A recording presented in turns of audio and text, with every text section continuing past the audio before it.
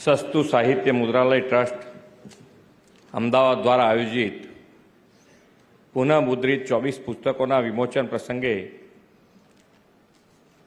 આજના આ કાર્યક્રમમાં આપણી સૌની સાથે મંચ ઉપર ઉપસ્થિત માનનીય કેન્દ્રીય ગૃહ અને સહકારિતા મંત્રી શ્રી અમિતભાઈ શાહ સાહેબ, મેયર શ્રી પ્રતિભાબેન જૈન, પ્રસિદ્ધ સાહિત્યકાર શ્રી રઘુવીરભાઈ ચૌધરી, ટ્રસ્ટી શ્રી પરેશભાઈ અમીન, શ્રી પ્રશાંતભાઈ અમીન, શ્રી હર્ષદભાઈ શાહ, રાજપથ ક્લબના ચેરમેન શ્રી જગદીશભાઈ પટેલ, ઉપસ્થિત સૌ વડીલો, પ્રેસ મીડિયાના મિત્રો, સૌને મારા નમસ્કાર. યશસ્વી વડાપ્રધાન શ્રી નરેન્દ્રભાઈ મોદી સાહેબ અને લોકપ્રિય તથા કર્મઠ ગૃહમંત્રી શ્રી અમિતભાઈ શાહ સાહેબના માર્ગદર્શનમાં દેશ આઝાદીની શતાબ્દી તરફ વિકાસ કૂચ કરી રહ્યો છે. વિકસિત ભારતના નિર્માણના સંકલ્પમાં વડાપ્રધાનશ્રીએ આપણી વિરાસતોનું ગૌરવ જાળવીને વિકાસ બી વિરાસત બીનો મંત્ર આપ્યો છે. સંગીત, કલા, સંસ્કૃતિ, સાહિત્ય, પુસ્તકો એ આપણી વૈભવ વિરાસતો છે. વિકસિત ભારતની યાત્રામાં એવા સાહિત્ય પુસ્તકના વૈભવી વિરાસતોના સમયાનુકૂળ જતન, સંવર્ધન અને નવસંસ્કરણથી વિકસિત ભારત બી વિરાસત બીનો ધ્યેય સાકાર કરતો આજનો આ અખંડ આનંદોત્સવ કાર્યક્રમ છે. સસ્તું સાહિત્ય મુદ્રાલય ટ્રસ્ટ તરફથી પુનઃમુદ્રિત થયેલા 24 પુસ્તકોનું આદરણીય ગૃહમંત્રી અને સસ્તું સાહિત્ય મુદ્રાલયના ટ્રસ્ટના પ્રમુખ શ્રી અમિતભાઈના હસ્તે વિમોચન અવસરમાં સહભાગી થવાનું મને પણ સૌભાગ્ય મળ્યું છે. ધર્મ, આધ્યાત્મ, લોક સાહિત્ય, બાળ સાહિત્યના પુસ્તકો સુસંસ્કૃત સમાજના નિર્માણમાં મહત્વના બની રહેશે એવો મને વિશ્વાસ છે.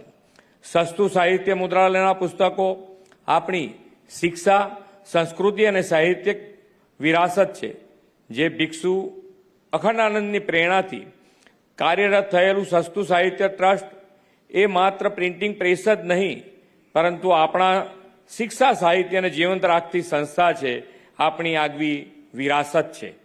1907માં સ્થપાયેલી આ સંસ્થા ભાષા, સાહિત્ય અને શિક્ષાની જ્યોત દ્વારા સમાજને 116 વર્ષથી માર્ગદર્શન અને પ્રેરણા આપી રહ્યું છે. ધર્મ, આરોગ્ય, મહાપુરુષોના જીવનચરિત્ર, રાષ્ટ્ર નિર્માણ જેવા અનેકવિધ વિષયોના વાંચન સસ્તા દરે લોકો સુધી પહોંચાડવાનું ઉત્તમ કાર્ય સસ્તું સાહિત્ય ટ્રસ્ટ કરી રહ્યું છે. આજના ડિજિટલ ક્રાંતિના યુગમાં મોબાઈલ, લેપટોપ, કોમ્પ્યુટર જેવા ઉપકરણો પર વાંચવાની ઢગલો સામગ્રી મળી રહી છે. આના પરિણામે આપણી વર્તમાન અને આવનારી પેઢી પુસ્તક વાંચનથી વિમુખ બની જાય તેવી સ્થિતિ સર્જાઈ છે. આ વાંચન વારસો જળવાઈ રહે અને લોકોને રાષ્ટ્ર નિર્માણ માટેના સંસ્કાર સિંચન કરતું ઉત્તમ સાહિત્ય પુસ્તક સ્વરૂપે વાંચવા મળે તેવો સસ્તું સાહિત્ય મુદ્રાલયે સંકલ્પ કર્યો છે. એ સંકલ્પ આદરણીય ગૃહમંત્રી શ્રી અને ટ્રસ્ટના પ્રમુખ શ્રી અમિતભાઈ શાહના માર્ગદર્શનમાં આવા પુસ્તકોના પુનઃમુદ્રણથી ચોક્કસ સાકાર થશે. આપણે ત્યાં સંસ્કૃતમાં કહેવાયું છે કે સંસારની વિશ્વેલી પર 2 જ અમૃત ફળો બેસે છે, એક સારા માણસોનો સંગ અને બીજું પુસ્તકોની મૈત્રી. યુવા પેઢીમાં વાંચન પ્રવૃત્તિ વિશે વિકસે તે માટે વડાપ્રધાન શ્રી નરેન્દ્રભાઈ મોદીએ ગુજરાતમાં તેમના મુખ્યમંત્રી કાળના વખતે વાંચો ગુજરાત અભિયાનની શરૂઆત કરાવીને લાખો લોકોને પુનઃ વાંચન તરફ પ્રેરિત કર્યા હતા.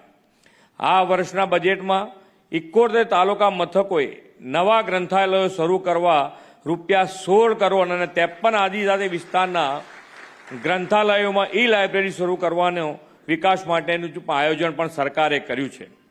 વડાપ્રધાન શ્રી નરેન્દ્રભાઈ મોદીના નેતૃત્વમાં દેશ વિકસિત ભારત 2047ના સંકલ્પ સાથે આગળ વધી રહ્યો છે. 2025નું આ વર્ષ આપણા બંધારણના અંગીકરણનું પણ 75મું વર્ષ છે. વડાપ્રધાનશ્રીએ બંધારણની 75મી વર્ષગાંઠ પ્રસંગે સંસદમાં વી ધ પીપલના ભાવ સાથે કાર્યરત રહેવાના 11 સંકલ્પો દેશવાસીઓને આપ્યા છે. એમાંનો એક સંકલ્પ છે ગુલામીની માનસિકતામાંથી મુક્ત થવું અને વિરાસતો પર ગૌરવ કરવું. આદરણીય ગૃહમંત્રી શ્રી અમિતભાઈ શાહના માર્ગદર્શન અને વડપણમાં સસ્તું સાહિત્ય મુદ્રાલય વાંચકોમાં આપણી વિરાસતોનું ગૌરવ સન્માન વધારતા પ્રકાશકોથી રાષ્ટ્ર નિર્માણની પ્રેરણા આપતું રહેશે એવી શ્રદ્ધા સાથે વિરમું છું.